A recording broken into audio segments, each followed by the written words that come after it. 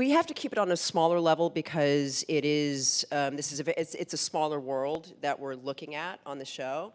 But on our level, this is such an important conversation to be having. And you're right, it has changed and the intentions have changed. But like with anything that we start using, it's going to grow into what it's going to grow into, and it's going to, like the internet, it'll be used for good occasionally, it'll be used for bad occasionally.